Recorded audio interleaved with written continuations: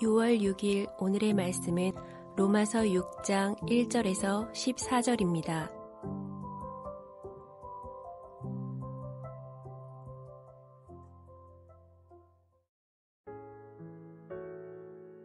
그런즉 우리가 무슨 말을 하리요? 은혜를 더하게 하려고 죄에 거하겠느냐? 그럴 수 없느니라. 죄에 대하여 죽은 우리가 어찌 그 가운데 더 살리요? 무릇 그리스도 예수와 합하여 세례를 받은 우리는 그의 죽으심과 합하여 세례를 받은 줄을 알지 못하느냐? 그러므로 우리가 그의 죽으심과 합하여 세례를 받음으로 그와 함께 장사되었나니 이는 아버지의 영광으로 말미암아 그리스도를 죽은 자 가운데서 살리심과 같이 우리로 또한 새 생명 가운데서 행하게 하려 함이라. 만일 우리가 그의 죽으심과 같은 모양으로 연합한 자가 되었으면 또한 그의 부활과 같은 모양으로 연합한 자도 되리라. 우리가 알거니와 우리의 옛사람이 예수와 함께 십자가에 못 박힌 것은 죄의 몸이 죽어 다시는 우리가 죄에게 종노릇하지 아니하려 함이니 이는 죽은 자가 죄에서 벗어나 의롭다 하심을 얻었음이라.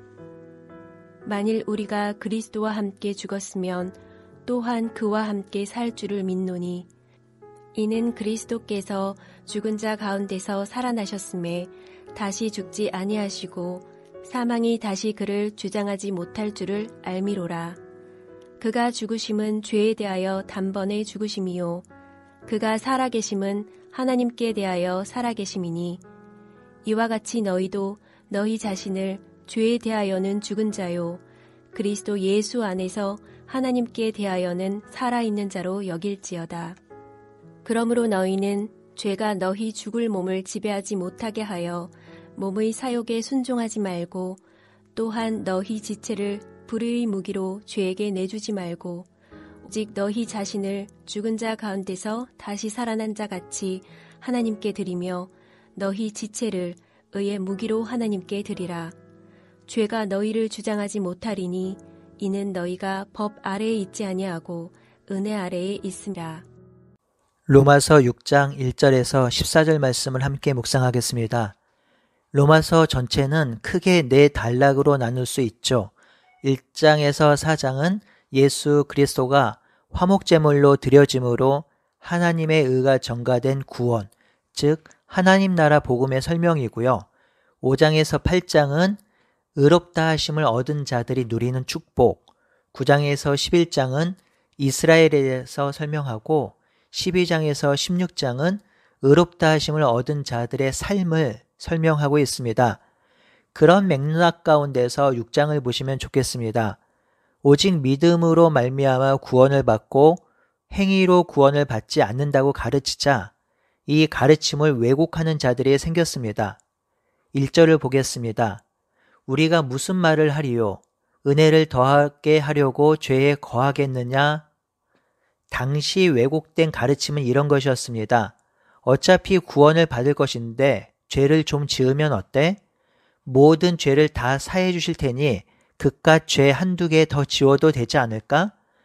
또한 죄가 많으면 오히려 더 많은 죄를 용서받을 테니 은혜가 더 넘치는 것 아닌가? 라는 잘못된 가르침이 일어났습니다. 이러한 모습은 오늘날 성도들에게도 종종 발견이 됩니다. 죄와 싸우기보다는 오히려 죄가 강력하니 죄에 굴복하는 경향이 있습니다. 죄와 싸우긴 하지만 자주 죄를 반복하여 지으니 나중에는 이 죄와 아예 싸우려고 하지 않는 그런 마음을 먹기도 합니다.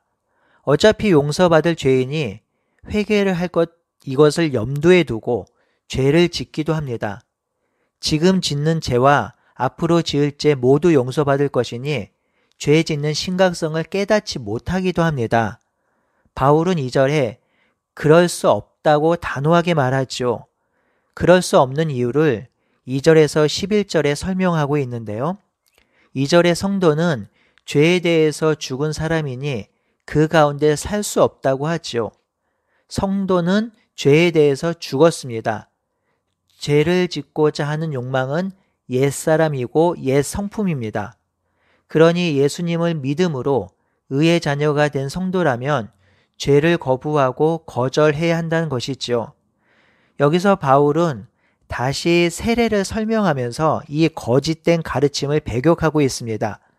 세례를 받은 것은 예수 그리스도와 연합하게 된 것이며 그의 죽으심과 합하여 세례를 받은 것이죠. 그의 죽으심과 합하여 세례를 받았기에 함께 장사되고 하나님이 예수님을 살리신 것 같이 우리도 살아나며 이는 우리를 새 생명 가운데 거하게 하기 위해서라고 하는 것이죠. 5절에서 11절은 3절과 4절 말씀을 풀어서 자세히 설명하고 있는데요. 이 5절에서 11절 다시 소분하면 5절에서 7절은 예수님과 함께 죽는 것의 설명이고요.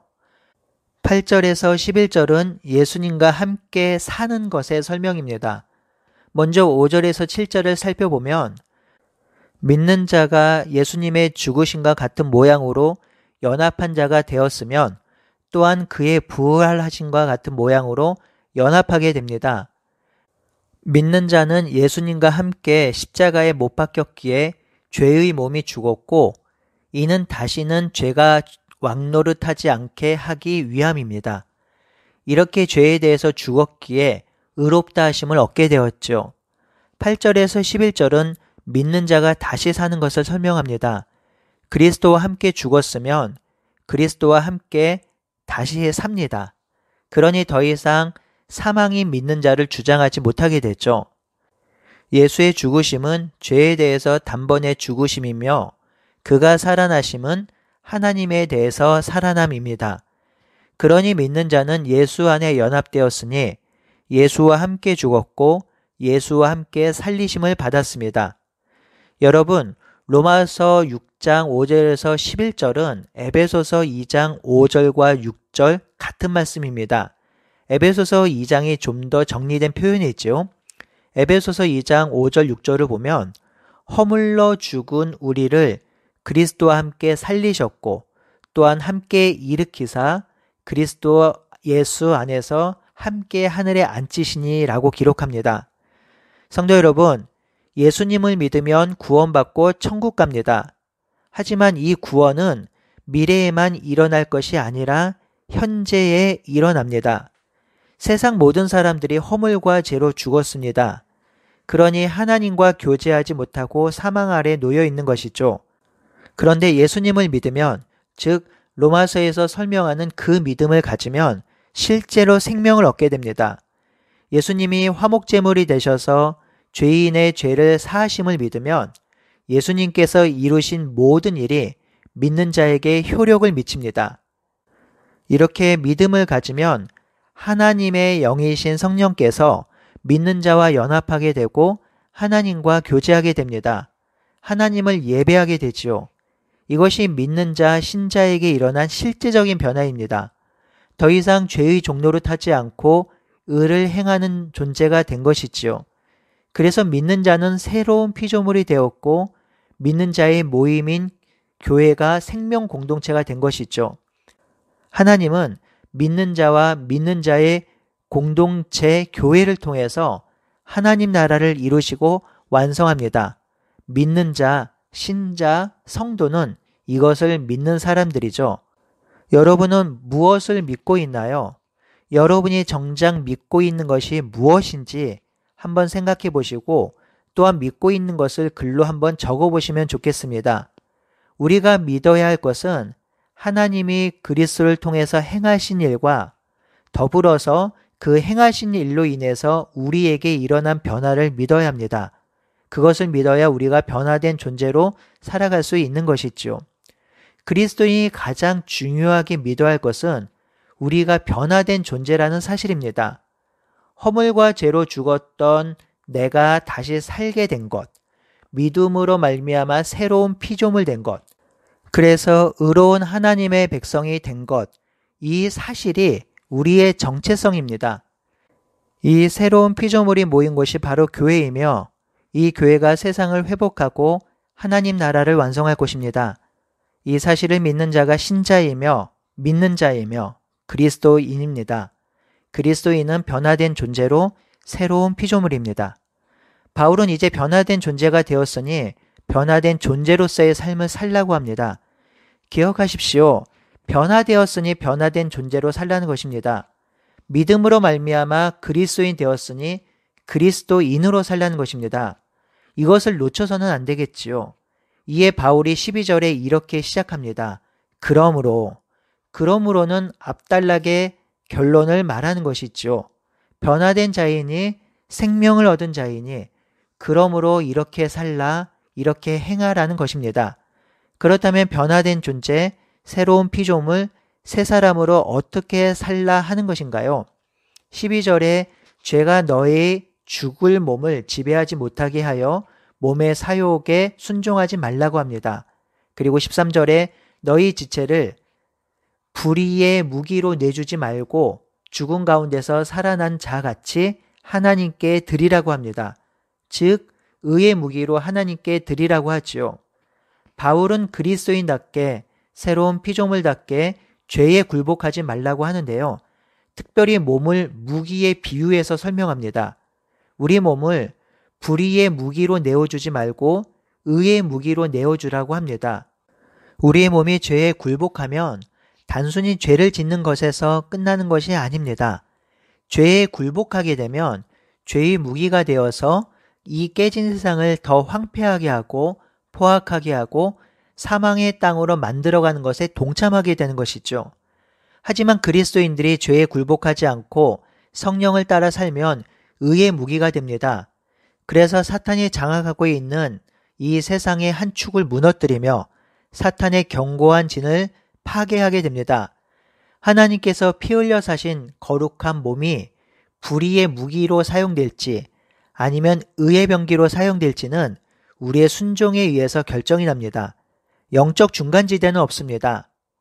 바울은 갈라디아서 5장 16절에 이렇게 말하지요. 너희는 성령을 쫓아 행하라. 그리하면 육체의 욕심을 이루지 아니하리라. 성령을 따라 살든지 아니면 육체의 욕심을 따라 살든지 우리의 삶은 둘 중에 하나를 따라 살게 되어 있습니다. 성도 여러분, 이 땅을 살 때에 여전히 사탄의 유혹이 존재하며 죄의 권세가 우리를 불의에 사용하려고 우리 앞에 서 있습니다. 그때 우리가 어떤 존재인지를 기억하고 생각해야 합니다. 그리고 전심으로 기도해야 하지요. 주님, 내가 불의의 무기로 사용되지 않고 의의 무기로 사용될 수 있도록 도와주십시오. 저를 다스려 주시고 인도해 주십시오. 라고 기도해야 하지요. 오늘 하루도 사단에게 짓지 않고 의의 종으로 살아갈 수 있는 귀한 하루가 되기를 바라고 소원합니다. 아멘.